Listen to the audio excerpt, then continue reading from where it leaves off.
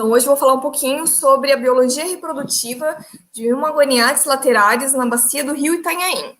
Então, da onde surgiu o interesse nessa espécie e nessa área de estudo, né?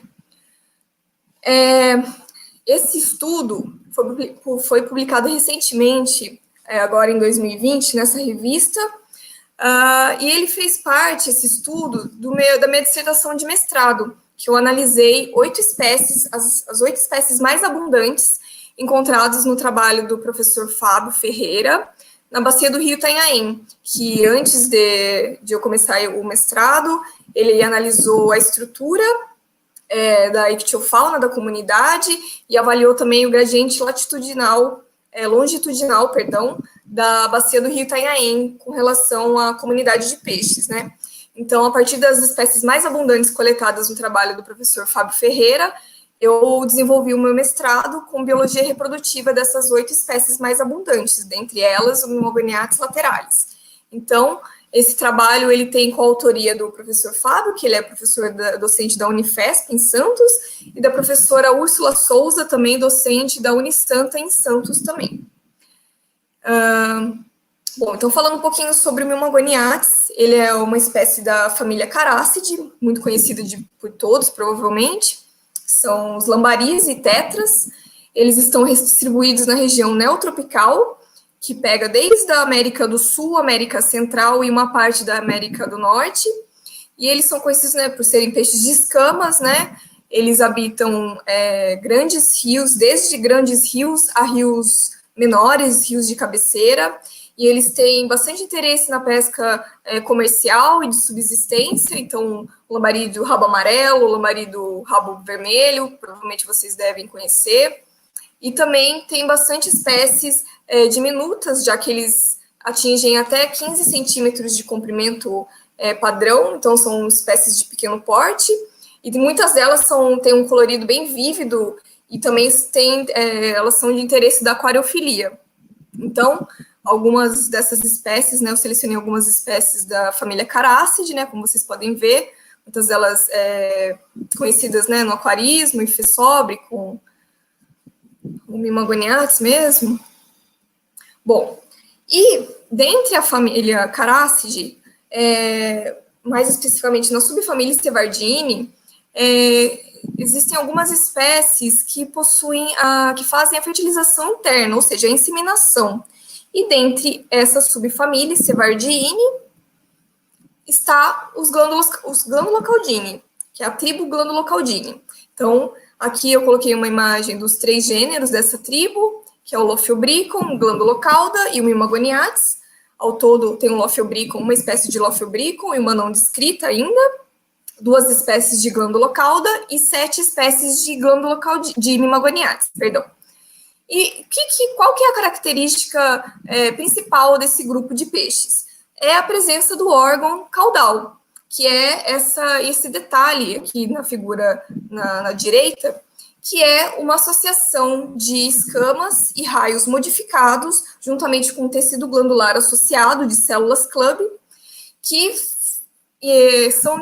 são desenvolvidas em machos sexualmente maduros. Então, provavelmente, essas células club secretam um tipo de feromônio que serve para atração de fêmeas durante a corte reprodutiva. Então, aqui, ao lado do Lophiobricon, a gente consegue ver umas setinhas indicando o local onde tem esse acúmulo do tecido glandular, né, de células club. O Lophiobricon, ele não tem esse órgão caudal muito modificado, ele possui algumas escamas um pouco mais alargadas, mas não tão modificadas quanto os gêneros Glândulocauda e Mimagoniates. O Glândulocauda também possui uma ligeira curvatura nos raios da nadadeira caudal e uma modificação também nessas escamas. E Mimagoniates são as espécies que possuem maior complexidade desse órgão caudal. Então, esse órgão, associado com essas escamas modificadas e os raios, formam uma espécie de tubo que funciona como uma bomba de feromônio. Então, conforme o peixe agita a nadadeira caudal durante o comportamento reprodutivo, essas células club jogam essa substância na água e direcionam a fêmea, né? Então, Aqui é uma imagem do órgão caudal de um macho maduro de Mimagoniates lateralis, retirado do trabalho de Menezes e Weitzman, de 2009. E aí vocês podem verificar mesmo que essa estrutura forma uma espécie de tubo mesmo, que direciona esse feromônio. Então, bem mais complexo do que verificado em glândula cauda e em Lophoebricum. Então, aqui também tem uma imagem da osteologia, né, dos raios, né, em detalhe, também retirado desse trabalho. Vocês podem ver que os raios são altamente modificados mesmo, né, alargados e curvados.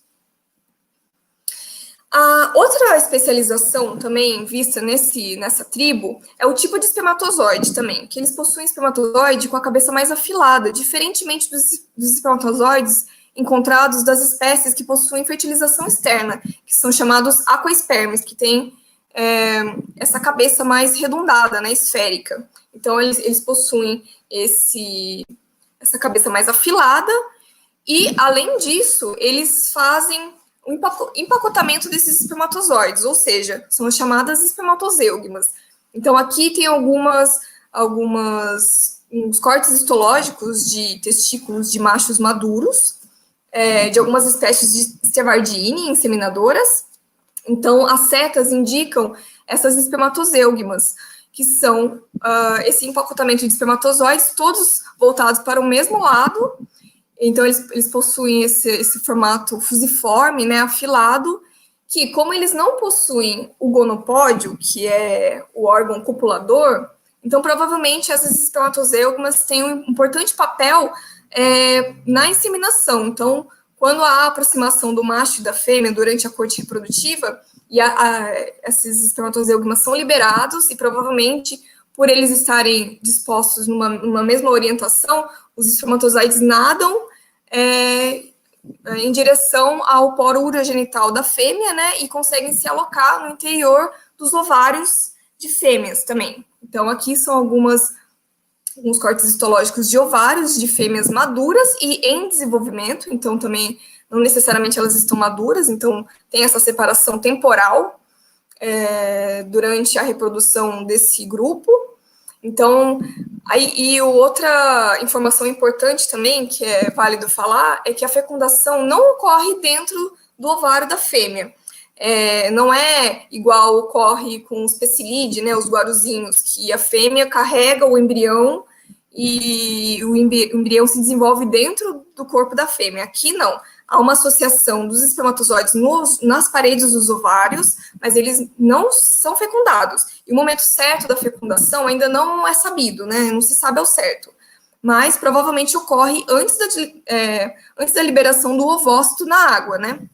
Então, além de ter essa separação temporal, existe também essa separação espacial, que quando o macho insemina a fêmea, não necessariamente ela vai depositar os ovócitos no mesmo período, né? Então, tem essa separação também espacial. Em um outro local, por exemplo, que pode ser utilizado para repovoamento, né, dessas espécies. Além disso, falando um pouquinho agora sobre o comportamento de corte reprodutiva, tem um trabalho muito interessante do Nelson, feito em 1964, com algumas espécies de Stevardini em aquário, e uma delas que ele estudou foi Mimagoniates lateralis. Então, aqui ele fez um esquema dos comportamentos que ele observou, os comportamentos agonísticos entre machos para disputa de fêmeas, né, e provavelmente também uma disputa de território, que ele chama de quase territorialidade. Então, na figura A, a gente consegue observar dois machos nadando em círculos, né, que seria os comportamentos pré-disputa, né, pré-agressão. Na figura B e C, aqui a gente consegue ver o comportamento de display lateral, onde um dos machos fica na frente do outro macho e exibe, né, a sua coloração, o seu tamanho, né, como também forma de disputa também por fêmeas. E na figura C, eles ficam pareados também, lado a lado, nessa disputa, né, nesse display lateral. E na figura D, aparece um dos machos batendo com a nadadeira caudal no outro macho, que seria o momento agonístico, né, propriamente de agressão. Então, que chama o tail beat, que é quando ocorre essa agressão. E, falando um pouco mais sobre o comportamento reprodutivo, aqui eu fiz algum esqueminha com alguns comportamentos verificados também pelo Nelson e que eu verifiquei também em campo, em muitas das espécies que eu estudei dos Glandulocaldini. Então, o macho, ele começa perseguindo a fêmea, nadando rapidamente por várias horas, vários minutos, incansavelmente, e ao mesmo tempo ele vai tocando o abdômen da fêmea, e para a exibição da fêmea, para a escolha da fêmea, né, ele faz alguns displays, que seria a natação cima-baixo, que chama zigue-zague. Então, ele nada na frente da fêmea nesse movimento de zigue-zague. Outro padrão verificado também de comportamento é quando ele vai até a superfície da água, abocanha um pouco de ar e solta as bolhas na frente da fêmea, também como exibição. E além também de fazer a agitação da nadadeira caudal na frente da fêmea. Então, esses comportamentos são feitos não em sequência, né? Eles ocorrem, e depois que a fêmea aceita, eles nadam pareados, né? Que se chamam pareamento, e aí eles vão nadando até a superfície, deslizam durante a superfície, se entrelaçam, e aí é onde ocorre a inseminação. Então, é um processo bem demorado e dispendioso de energia também que eles executam, né? Bom, falando um pouquinho sobre Mimogoniates lateralis, ele é uma espécie que ocorre principalmente em rios e lagoas e poças de águas pretas.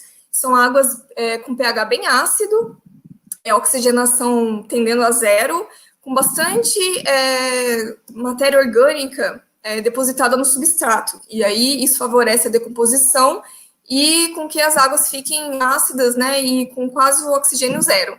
Então, são ambientes típicos de riachos de restinga, são bem florestados e sombreados, eles não ocorrem em locais sem sombreamento da vegetação ripária. E aqui é uma das fotos que eu fiz subaquática durante o meu campo do doutorado. Então, aqui no círculo mostra 2 exemplares, né, do Mimogoniates lateralis numa poça muito rasa, eu acho que menos de 10 centímetros de profundidade. E aí, quando a gente fez a medição do oxigênio, foi zero, foi praticamente zero. Então, vocês podem verificar o foliço, o substrato com bastante foliço e a coloração cor de chá, né, típica dessa região. Bom, a espécie, ela foi classificada como vulnerável na última avaliação da fauna brasileira ocorrida finalizada, na verdade, em 2014, com a publicação da portaria 445 pelo Ministério do Meio Ambiente.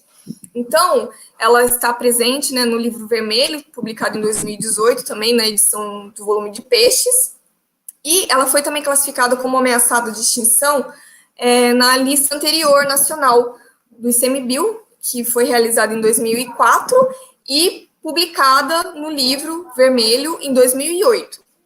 Além disso, a espécie também ela está presente em listas estaduais de fauna ameaçada de extinção, que é o caso do estado de São Paulo e do estado de Santa Catarina. Aí aqui eu tenho um mapinha mostrando a distribuição de ocorrência dessa espécie. Ela habita riachos costeiros, né, da Mata Atlântica, do litoral sul do estado de São Paulo, Paraná, até o norte de Santa Catarina. Além disso, também, essa espécie ela está presente no Plano de Ação Nacional das Espécies de Peixes e Eglas da Mata Atlântica, no qual o meu orientador, Ricardo Castro, é um dos coordenadores. Então, esse plano de ação, que é coordenado pelo CEPTA, que foi o instituto que eu trabalhei, né, durante os anos anteriores, ele desenvolve uma ação conjunta com universidades, órgãos ambientais, estaduais, prefeituras e com outros agentes da sociedade civil para tentar minimizar as ameaças contra as espécies que estão incluídas nos planos de ação. Então vamos falar um pouquinho sobre as ameaças, né? Quais são as ameaças especificamente para essa espécie, né, do Mimogoniates lateralis? Então, basicamente, são as ameaças decorrentes do impacto da ocupação humana nesses ambientes. Então, principalmente devido ao desmatamento da vegetação ripária, então, que causa, além de causar o assoreamento, aumento da temperatura das águas, essa espécie, ela se alimenta basicamente de itens alóctones, né, que são itens que que adentram os riachos, né, como insetos terrestres, artrópodes. Então, se você retira a vegetação ripária, você também está prejudicando muito a cadeia, né, de alimentação dessa espécie. Além de tudo, também o esgoto doméstico industrial, por ele causar alterações físico e químicas também na água, né? Aqui é só uma figura para ilustrar esse tipo de ameaça. E também essa espécie, ela é eventualmente explorada para aquariofilia. Eu verifiquei em alguns sites de aquarismo, ela não é tão comum, mas o pessoal ainda consegue pegar essa espécie para criar em aquário, que é ilegal, pois ela é ameaçada de extinção. A gente só pode coletar essa espécie mediante uma autorização do CISBio, né, para fins de pesquisa científica. Bom, falando um pouquinho da área de estudo, a bacia do rio Itanhaém, localizada no município de Itanhaém, no litoral sul do estado de São Paulo, e aqui é a rede hidrográfica, né, da região que foi coletado pelo professor Fábio Ferreira. E esses dois pontos foram onde essa espécie ocorreu, que foram pontos da subbacia do Rio Preto. E as coletas foram realizadas em maio, agosto e novembro de 2006. A coleta de fevereiro ocorreu nos outros pontos dessa bacia, porém, nesses dois pontos não foi possível devido ao alto volume o volume elevado das águas, né, decorrente das chuvas nessa região, que não foi possível passar o aparelho de pesca elétrica nesse local. Então, só foi em maio, agosto e novembro. Então, a amostragem foi realizada através da pesca elétrica, num trecho de 50 metros, nesses dois locais. Aqui é uma figura retirada da dissertação do professor Fábio, né, como eles passavam nesses locais.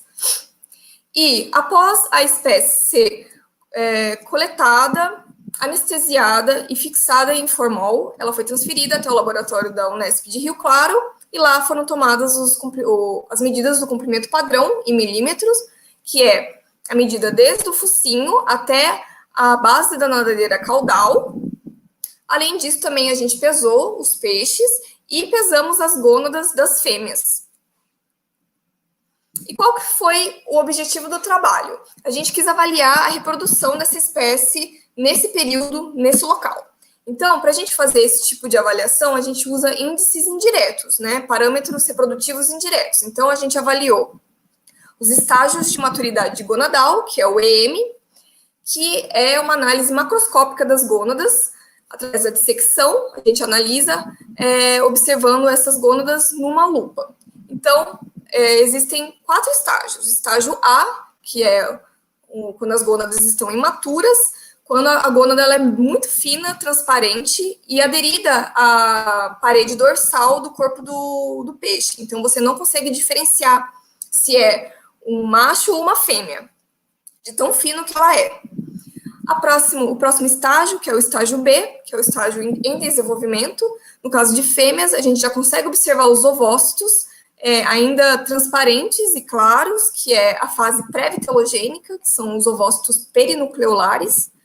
E no caso de macho, a gente consegue observar um pequeno alargamento dos testículos, mas ainda ele não ocupa toda a cavidade abdominal.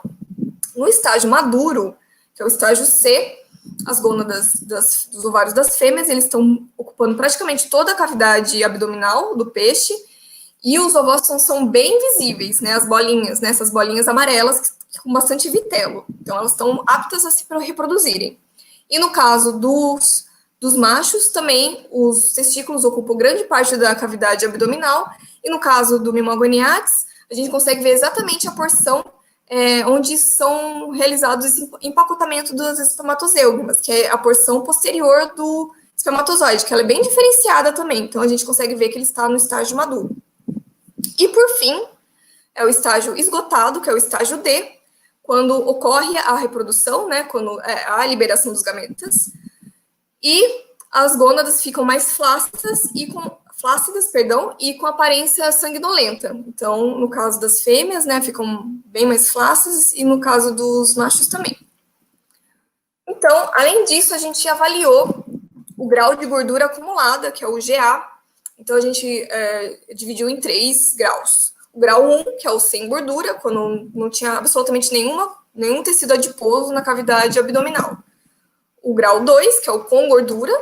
E o grau 3, quando você abria o peixe, né, dissecava o peixe, você via muito tecido adiposo envolvendo os órgãos, né, em cima dos órgãos. Então, é o grau 3.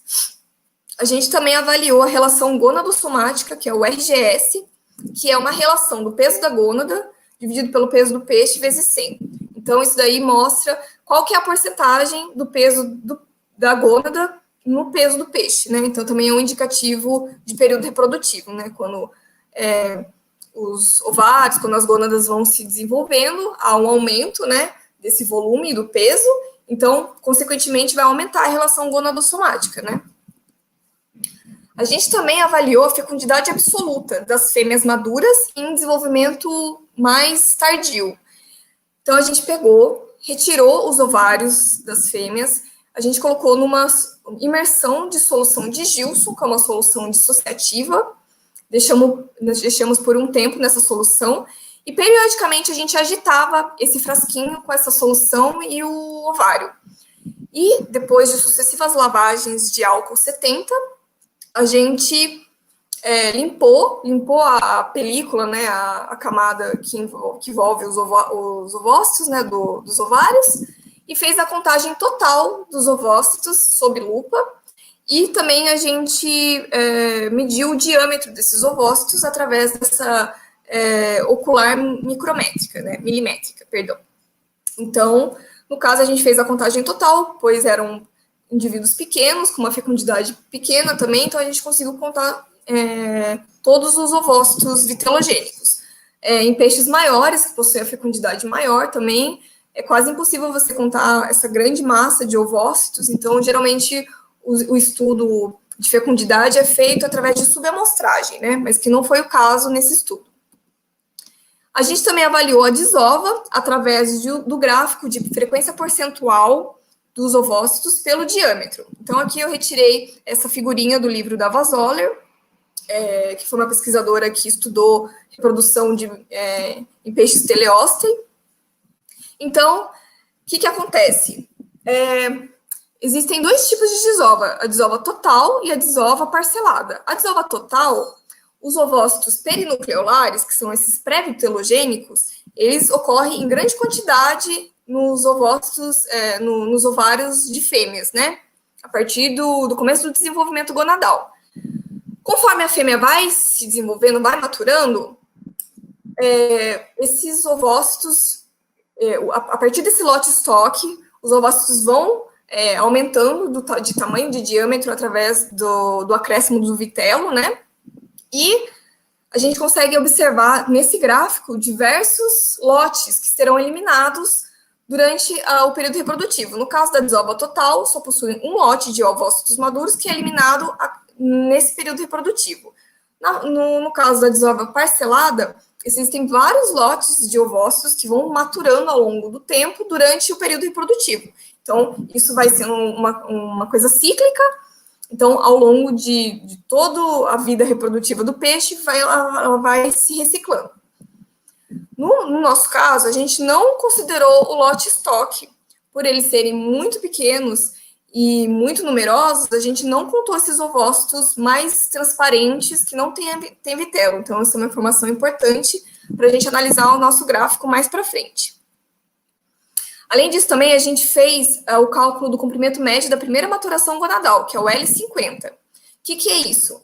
A gente avaliou, através de uma regressão logística, utilizando o R, qual que é o comprimento em que 50% dos indivíduos da população estão sexualmente maduros. Isso para macho e fêmeas. Então, isso aí é um indicativo também de idade, né, da primeira maturação gonadal. Como a gente não fez um estudo de otólito para ver a idade do peixe, isso daí pode servir como estimativa mesmo se o peixe está se desenvolvendo mais precocemente ou mais tardiamente. Então, falando um pouquinho sobre os resultados que a gente encontrou. Então, nesses 3 meses foram coletados 404 indivíduos, sendo eles 214 fêmeas, 117 machos e 73 indivíduos imaturos, que a gente não conseguiu determinar o sexo. As fêmeas foram menores do que os machos. Isso indica provavelmente um possível dimorfismo sexual juntamente com o órgão caudal, que é desenvolvido em machos maduros. A coloração também de machos, que é bem mais forte do que de fêmeas, e também associados aos ganchos da nadadeira anal e pélvica de machos maduros também. Então, pode ser uma evidência de dimorfismo sexual.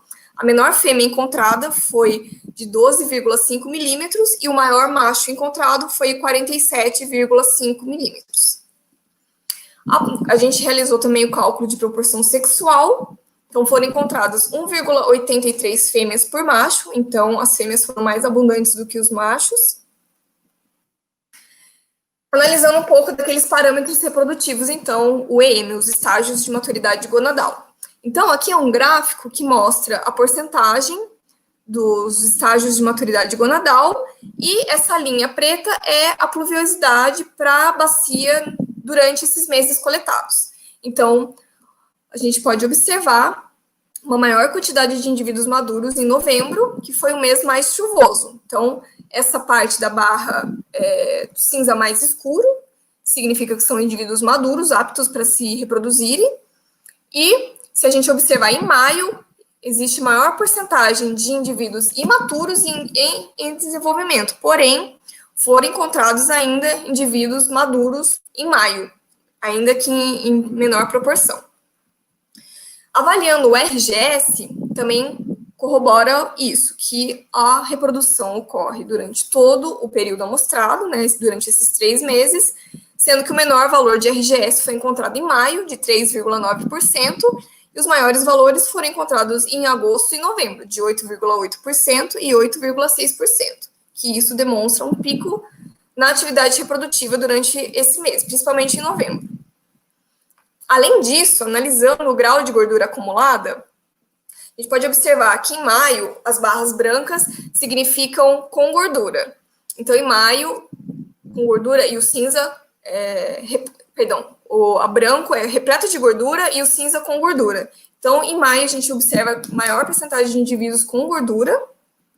E em novembro, o preto significa sem gordura acumulada. Então, maior porcentagem de indivíduos sem nenhuma gordura. Ou seja, essa gordura provavelmente está sendo utilizada para desenvolvimento de gônadas e provavelmente também durante o comportamento de corte reprodutivo, já que eles passam horas fazendo esse tipo de comportamento, nadando. Então, isso provavelmente deve despender uma maior fonte de energia, né? Precisa de uma fonte de energia maior para ter esse tipo de comportamento e maturação das gônadas.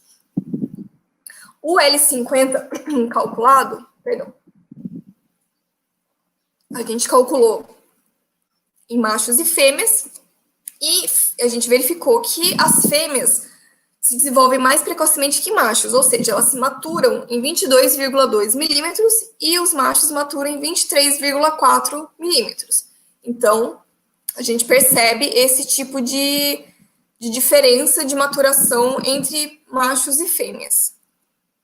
A fecundidade estimada, absoluta estimada, nesse estudo, avaliando 94 fêmeas maduras, foi de 116,37 ovócitos, que é uma fecundidade baixa e plausível, com verificado também com outra espécie de Mimogoniates microleps, que encontrado num estudo do Azevedo e colaboradores em 2016, de 109 ovócitos. E é um pouco menor do que o verificado em outra espécie de Mimogoniates, que ocorre no sul, o Mimogoniates rheocaris, com 421 ovócitos. Então, mas a gente analisando espécies que não possuem inseminação, né, que possuem a fertilização externa, a gente pode observar que esses números são bem menores do que os verificados para por exemplo, essas duas espécies, que é o Odontocystis bipequira, com 795 ovócitos, e o Deuterodo intermédios, que é o antigo Astyanax intermédios, né, que é com 2.688 ovócitos, ou seja, uma fecundidade bem maior do que verificada para esses indivíduos com inseminação.